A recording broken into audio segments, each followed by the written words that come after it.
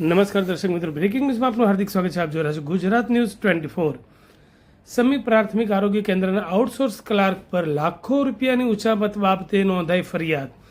પાટણ જિલ્લા પંચાયતની આરોગ્ય શાખા હસ્તકની સમી તાલુકા આરોગ્ય કચેરીમાં ફરજ બજાવતા આઉટસોર્સિંગ કર્મચારી ક્લાર્ક દ્વારા કર્મચારીઓના હકના ₹48,60,482ની ઉચાપત છેલ્લા 2 વર્ષના લાંબા સમયગાળાના અરસામાં કરવામાં આવી હોવા અંગેની વિધિવત પોલીસ ફરિયાદ સમી પોલીસ મથકે નોંધવામાં આવી છે.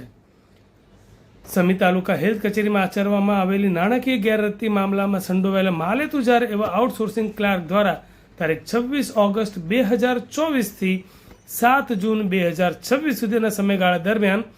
જિલ્લા કક્ષાએથી આઉટસોર્સિંગના કર્મચારીઓના પગાર ભથ્થા, જીપીએફ ફંડ અને એનપીએસના જે નાણાં હિસાબની શાખામાંથી મોકલવામાં આવતા હતા તે નાણાં ભરતભાઈ પસાભાઈ નાડોદા, રહેઠાણ ભામાથર, તાલુકો સમીવાળાએ પોતાને સોંપાયેલી નાણાકીય જવાબદારીઓ વફાદારીપૂર્વક નિભાવવાની જગ્યાએ તાલુકા હેલ્થ અધિકારી તરીકેનો ચાર્જ સંભાળતા ડૉક્ટર નિકુલ કુમાર ચંદુલાલ તારાચંદ નાયકની સાથે વિશ્વાસઘાત કરી કર્મચારીઓના હકના નાણાં તેમના પોતાના બેંકમાં જમા કરાવી વિવિધ તબક્કે અત્યાર સુધીમાં ₹48,60,482ની ઉચાપત કરી હતી. આ ઉચાપત પ્રકરણમાં કેટલાક કર્મચારીઓને તેમના હકના નાણાં અંગે શંકા જતા તપાસ કરતા સમગ્ર હકીકત બહાર આવવા પામી હતી અને તાલુકાના હેલ્થ ઓફિસર અને જિલ્લા આરોગ્ય અધિકારી તેમજ જિલ્લા વિકાસ અધિકારી સમક્ષ રજૂઆત પણ થવા પામી હતી.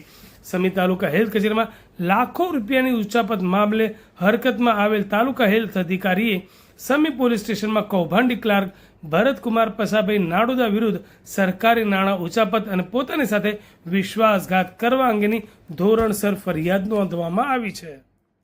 હેલ્થ ઓફિસર સમી તરીકે જાન્યુઆરી માસથી ફરજ બજાવું છું. મારા ફરજના સમય દરમિયાન આશાબહેનો દ્વારા પોતાના ભથ્થાના પૈસા ખાતામાં જમા ન થતાં અમોને આ બાબતે રજૂઆત કરવામાં આવેલી, જેની અમારા દ્વારા વેરીફાઈ કરતા અમોને આઉટસોર્સિંગના કર્મચારી તરફથી આશરે 48 લાખ ઉપરની રકમનું નાણાકીય ઉચાપત કરવાનું બહાર આવતા અમારા દ્વારા ઉચ્ચ અધિકારીને આ બાબતે જાણ કરવામાં આવી, જેમના આદેશથી અમોએ એમના પરિવારજનોને જાણ કરતા એમના દ્વારા આશરે 21 લાખ ઉપર રકમની રકમ ભરપાઈ કરવામાં આવી અને ત્યારબાદ 27 લાખ ઉપરની રકમ ભરપાઈ કરવાની બાકી હોય અમારા ઉચ્ચ અધિકારીના સૂચના મુજબ